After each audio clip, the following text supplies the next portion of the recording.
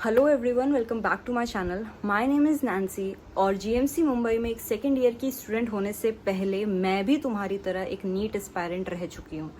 तुम अभी किस फेज से निकल रहे हो, अभी किन सर्कमस्टांसेस से निकल रहे हो, क्या चीज़ें तुम्हारे दिमाग में चल रही हैं, ये सब चीज़ें आई नो देम। ठीक है, एक first year dropper, second year dropper, third year dropper के दिमाग में क्या चीज़ें प्रोसेस हो रही हैं इस टाइम पे, आई नो दैट। पेपर में सिर्फ और सिर्फ 25 डेज रह गए हैं, मतलब बहुत ही क्रिटिकल टाइम है। एक ड्रॉपर की जो रिस्पॉन्सिबिलिटी है वो सिर्फ और सिर्फ एग्ज़ाम निकालना नहीं होती है, वो होती है एग्ज़ाम निकालना under all that pressure that you are given by your family, friends, society, teachers, your peer circle. जो भी तुम्हारे आसपास बच्चे हैं उनसे भी ये चीज़ तुम्हें मिलती है। मैं खुद एक ड्रॉपर हूँ, आई एम अ ड्रॉपर, और मैंने ऐसी क्या चीज़ें की थी इन माई सिलेक्शन टाइम, वो पीक टाइम, वो गोल्डन टाइम जिसे मैं बोलती हूँ, जो कि बहुत ही हेक्टिक था सीरियसली। उसके अंदर ऐसी क्या क्या चीज़ें, obviously I change so much things about me, बहुत चीज़ें चेंज करनी पड़ी थी, बहुत मेहनत डालनी पड़ी थी, रात रात भर जागना पड़ा था, सब कुछ करना पड़ा था। ठीक है, so let's get started. I will keep it as short as possible. ठीक है, तो सबसे पहली चीज़ तो ये है, मेरे पापा के एक फ्रेंड हैं, उन्होंने मुझे एक बार ये चीज़ बोली थी कि बेटा शॉर्ट नोट्स बना। उनसे जितनी बार भी मैं मिली हर बार उन्होंने ये चीज़ बोली, बेटा शॉर्ट नोट्स बना। इज़ एन ऑर्थोपेडिक सर्जन और उन्होंने सरदार पटेल बीकानेर से 2000s में MBBS की थी। समझ में आई जब आप और मैं पैदा भी नहीं हुए थे।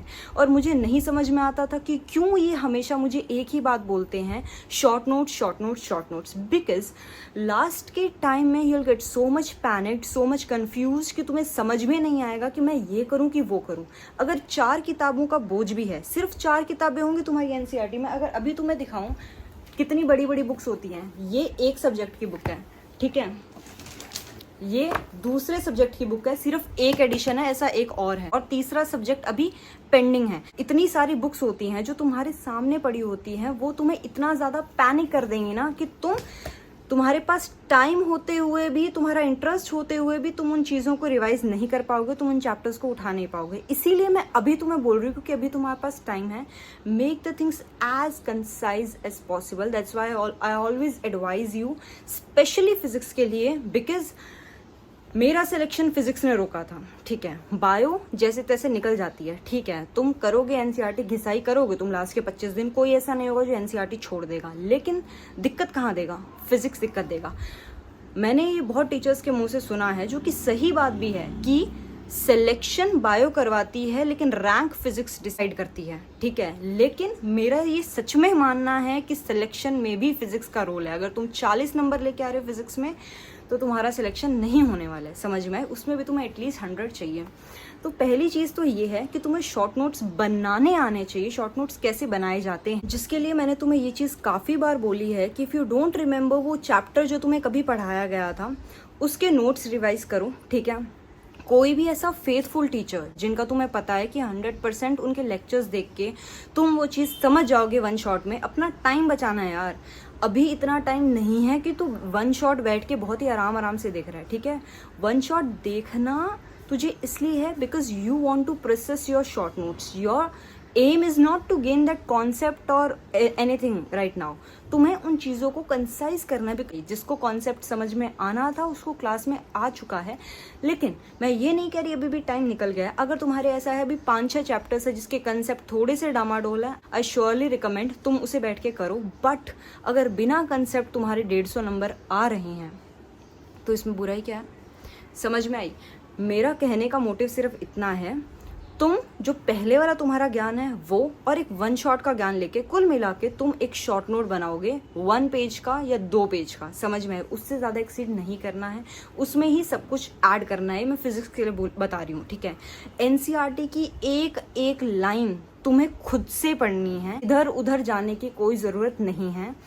तुम्हें खुद की गलतियां तुम्हारे मॉक से पता लग जाएंगी NCERT के अंदर, और आके तुम्हें अपनी NCERT रिवाइज करनी है। ठीक है, first thing was to make short notes, the second thing is self study. Self study एक बहुत ही इम्पॉर्टेंट चीज़ है एट द लास्ट टाइम। समझ में आई? तुम बहुत हेल्प ले चुके हो इधर उधर सब लोगों से। ठीक है, अभी लास्ट टाइम पे खुद को चीजें याद करवाओ, समझ में आई? तुम उस चीज को मल्टीपल रिविजन्स दो। इस टाइम पे सेल्फ स्टडी बहुत इंपॉर्टेंट है यार। मुझे भी सेल्फ स्टडी की इंपॉर्टेंस नहीं पता थी। टॉपिक को एक बार रिवाइज करना, 2 बार रिवाइज करना इनफ नहीं होता है। कई बार हमें कोई टॉपिक 4 से 5 बार रिवाइज करना पड़ता है। इसीलिए सेल्फ स्टडी पे जितना ज़्यादा हो सकता है ना इस टाइम पे फोकस करो, बिकॉज जब तक तुम उस चीज़ को इतनी बार ग्रास्प नहीं करोगे वो तुम्हारे दिमाग में नहीं रिटेन होगी, ठीक है? इसीलिए मैं बारी बारी ये चीज़ बोल रही थी कि get a room where you have proper everything, light as, अच्छा खाना खाओ और अपने आप को एक एरिया के अंदर रखो जिसमें सिर्फ तुम और तुम्हारी बुक्स, 2 चीज़ें हों। समझ में आई? इस टाइम पे सेल्फ स्टडी करना बहुत इंपॉर्टेंट है। इधर उधर मत भटको।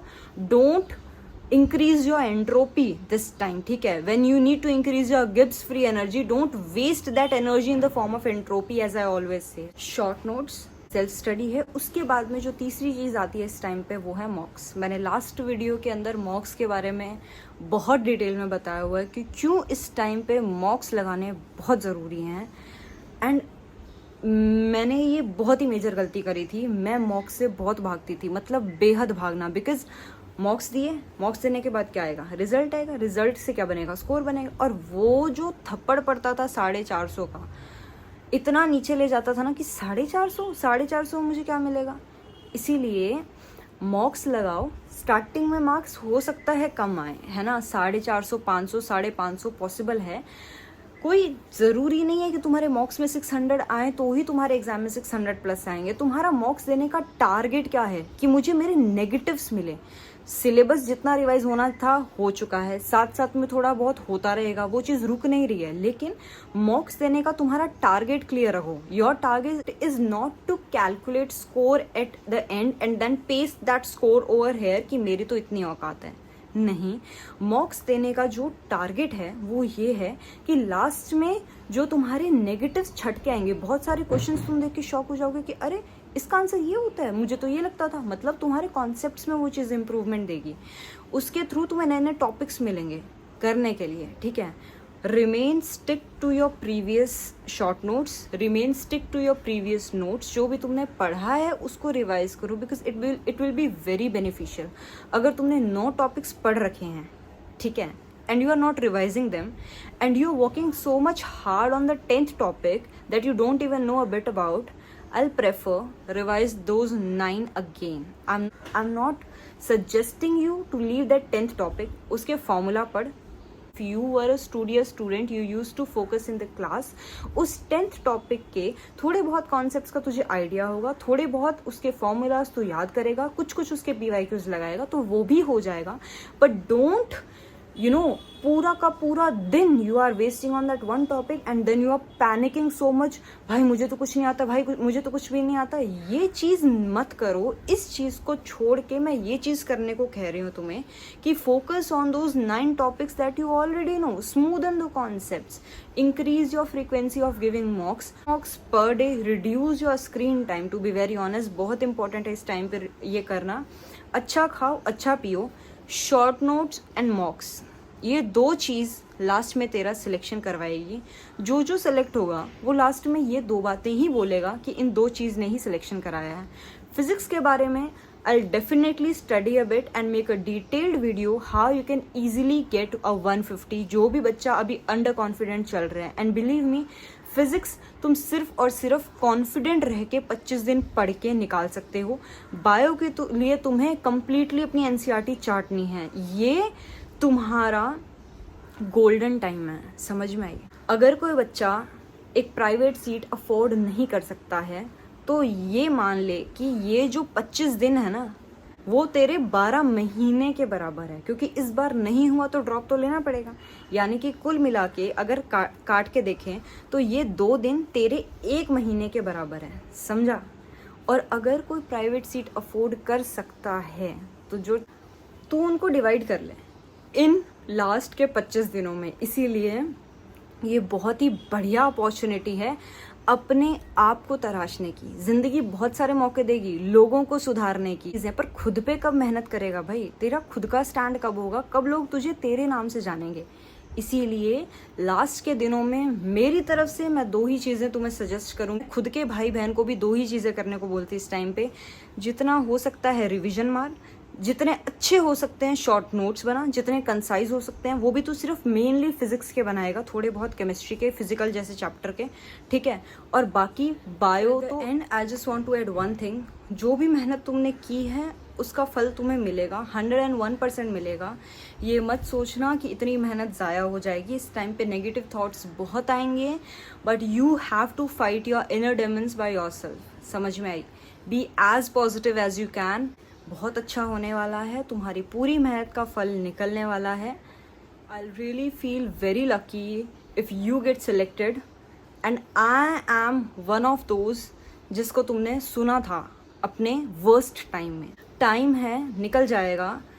और ये चीज़ एक टेस्ट है यार, the God is testing you in your patience, how much can you wait. Okay, so with a very positive mindset, I'll leave you. All the best for your preparations and see you in the next video. Bye.